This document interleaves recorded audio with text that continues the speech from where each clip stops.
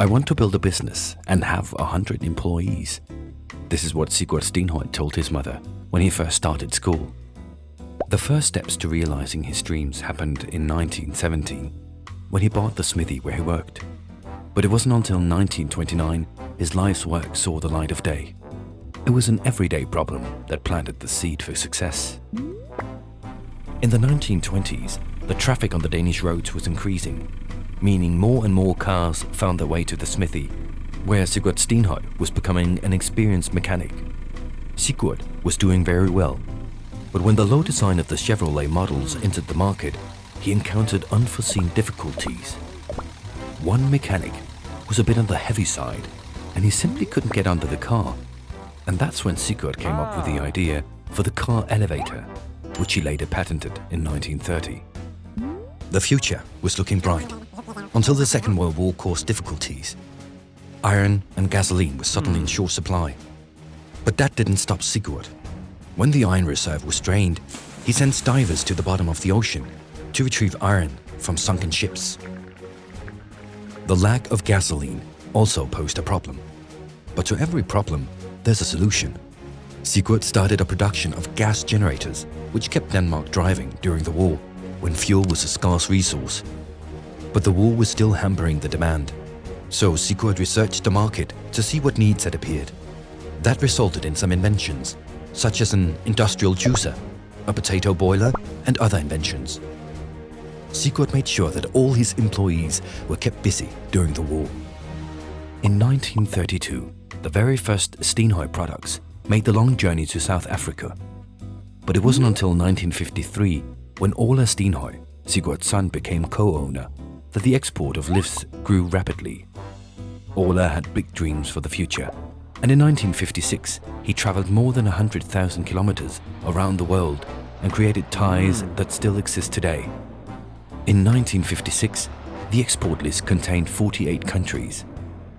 In 1964, STENHØJ's very first subsidiary, STENHØJ Hydraulik, was established. The increasing demand for hydraulic presses caused a build-up in the production, and it was time for STENHØJ Hydraulik to become an independent company and have their own production facilities.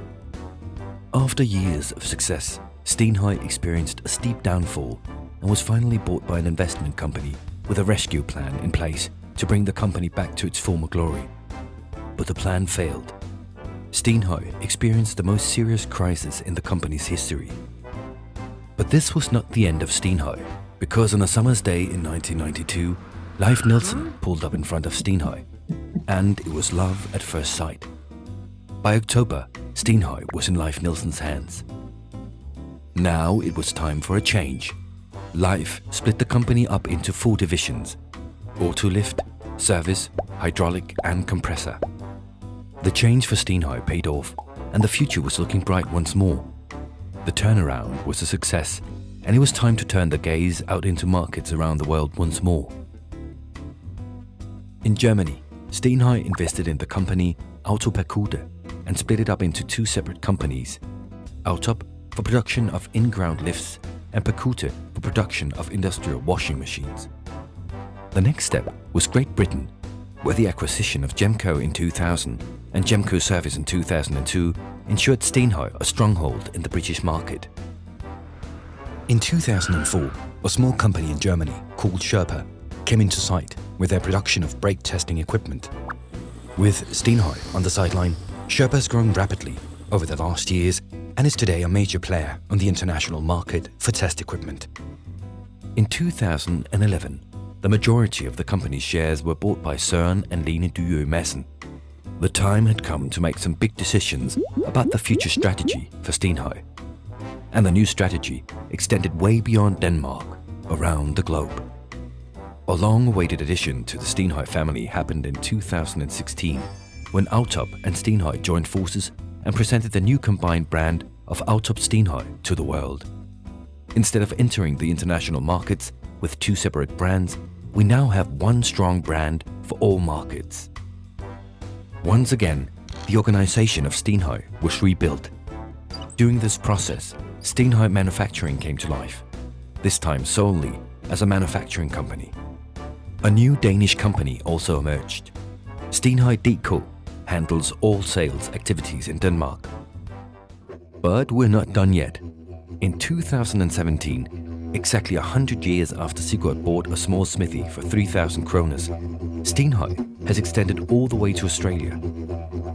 The establishment of STENHØJ Australia provides opportunities to us, not only on the Australian market, but also in Asia. And STENHØJ Australia is not alone, as they also have the strong established Australian brand Molnar. Today, a workshop can perform an MOT using products provided by the STENHØJ Group. STENHØJ has the strongest and widest range of lifts. STENHØJ has the strongest products within brake and headlight testers. But wait, something is missing. A new company has recently joined the STENHØJ family. STENHØJ Sweden has been established, and through this company, Opus Emission was acquired. Opus produces emission testers and is another piece of the puzzle. The history of STENHØJ is one of innovative thinking, agility, initiative, and a desire to create a large international company. That is how it was 100 years ago, and how the company remains today.